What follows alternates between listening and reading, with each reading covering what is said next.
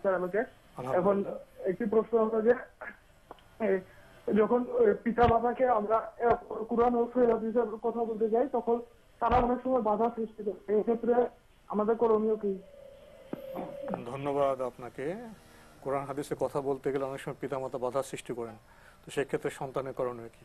সন্তানের করণীয় সুন্দর ধৈর্য ধারণ করবে। ফাসবরুন জামিল ওয়া মা সবরুকা ইল্লা বিল্লাহ।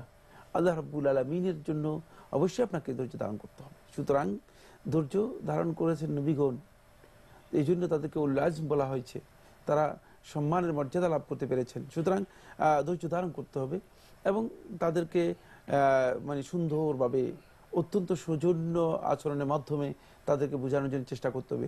কোনো কারণে তাদের সাথে সৌজন্যতা লঙ্ঘন করা যাবে না, কোনো কারণে সৌজন্যতা তাদের সাথে লঙ্ঘন করা যাবে না।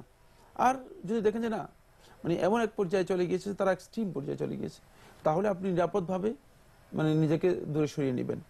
মনে করেন যে তারা এমন এক এক্সট্রিম পর্যায়ে চলে গিয়েছে, তাদের বক্তব্য কুফরের দিকে চলে যাচ্ছে, তাহলে আপনি নিজেকে নিরাপদ দূরত্বে নিয়ে যাবেন, মুক্ত করে নেবেন, নিরাপদ দূরত্বে নিয়ে যাবেন। কিন্তু আপনি তাদের সাথে কোনো কারণে মারুফ মানে সঙ্গত নিয়মের পরিপন্থী কোনো আচরণ করা আপনার জন্য জায়েজ হবে না, যেহেতু আল্লাহ রাব্বুল আলামিন নির্দিষ্ট করে দিচ্ছেন ওয়াসাহিবহুমা ফিদ দুনিয়া মারুফা, দুনিয়াতে তাদের সাথে তুমি অত্যন্ত সঙ্গত আচরণ করবে।